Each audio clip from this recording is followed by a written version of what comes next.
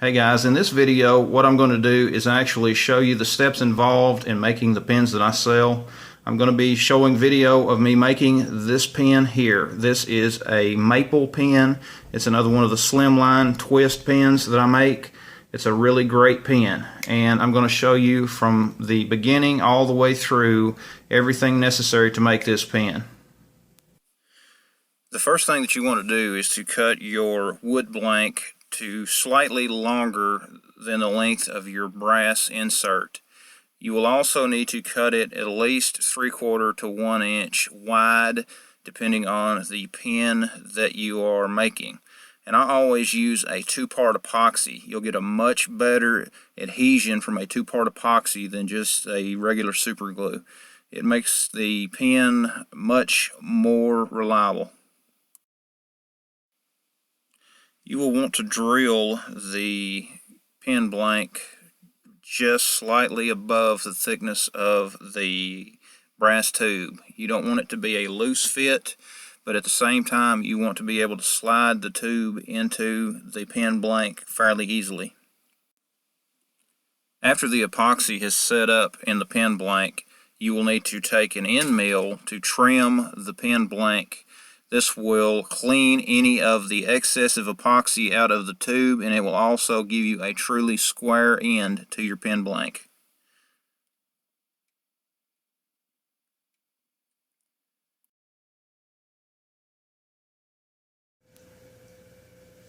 Here I am mounting the pen blanks onto the mandrel. The first thing you will do is to insert the bushings for the particular pen kit. The bushings are kind of a guide to give you an idea of how far you need to turn down the pen in order to have it to match the nib as well as the end cap and the mid band.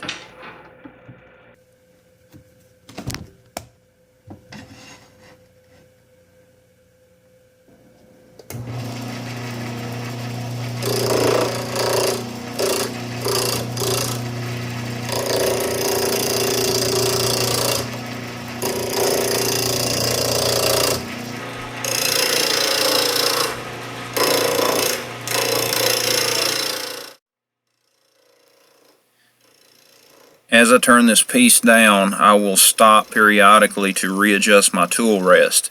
I'll try to keep my tool rest as close to the workpiece as possible without actually hitting the workpiece. It gives you much better support for your tools by keeping the tool rest close to your workpiece.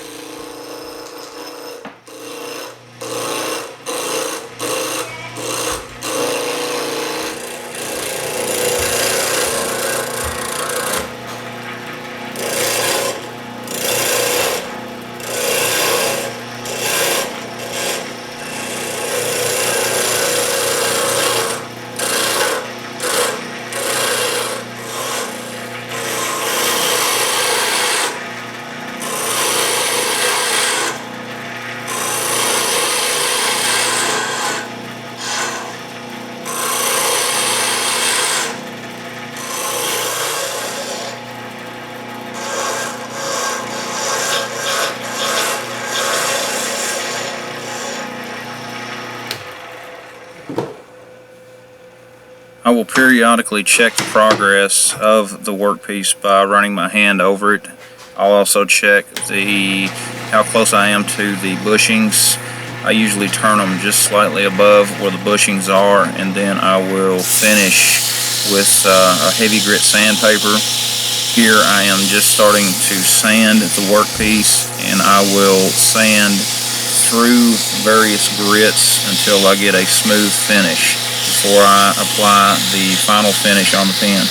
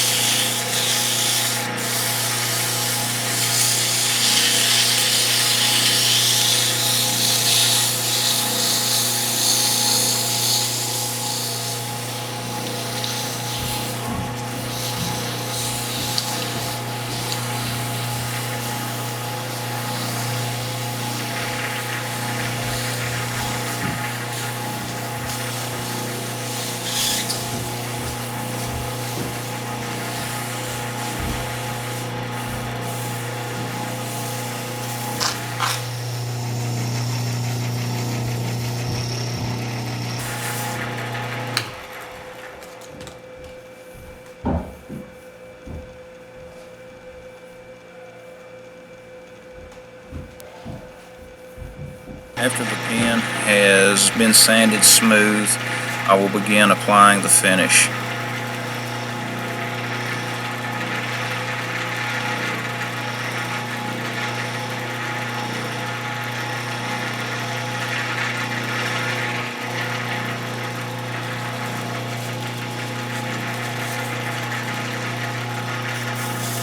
I usually try to sand between coats on the finish. This way the final finish will be much smoother.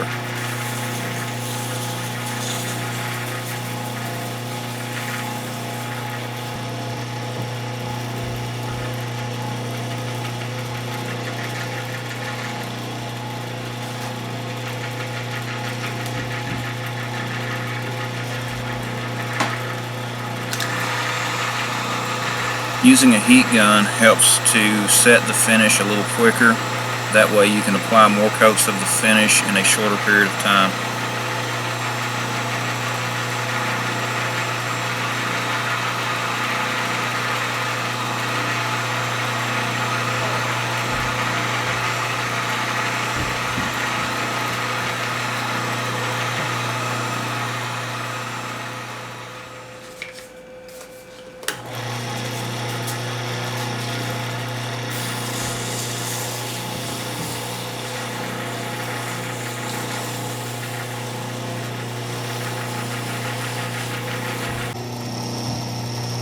To start the finishing process, I'll give it another sanding with a fine grit sandpaper, and then I will use a polishing compound to get the finish polished down to a glass smooth surface. After going over the pen with the polishing compound, I will then apply several coats of wax.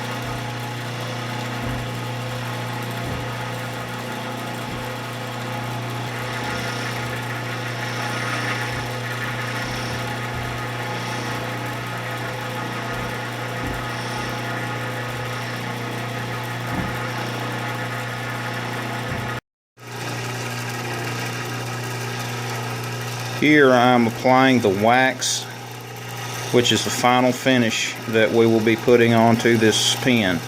This maple's got a lot of character. It's a really good looking pen in my opinion. One of the things that I like to do, make sure that I have just a little bit of wax on my rag, is apply just a little bit of pressure to get some friction to build up on that, and it'll really help the shine pop on this pen. Look at that, it's already starting to shine real well, but we're going to keep going over it, and we're going to put several coats of wax on it, and this will be a great looking pen once it's finished.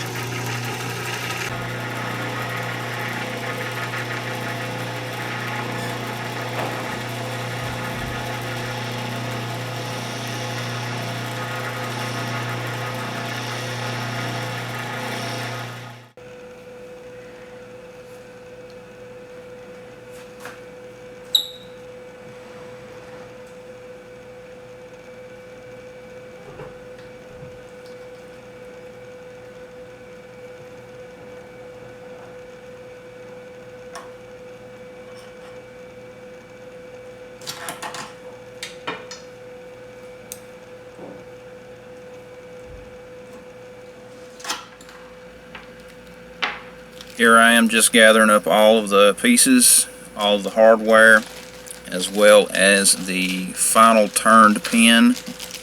And what we're going to be doing here is simply pressing the pieces together in the vise. I'll begin by pressing the nib into the tip of the pen, and then move on from there. I will press in the clip, followed by pressing in the mechanism for the twist action, which extends the ink cartridge.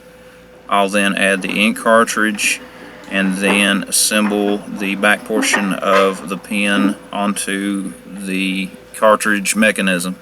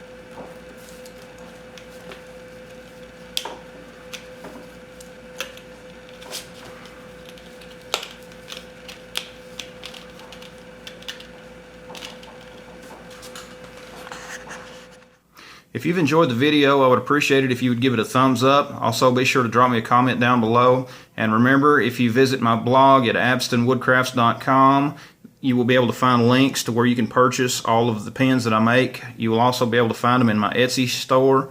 I will be sure to put the links down below. And thanks for watching.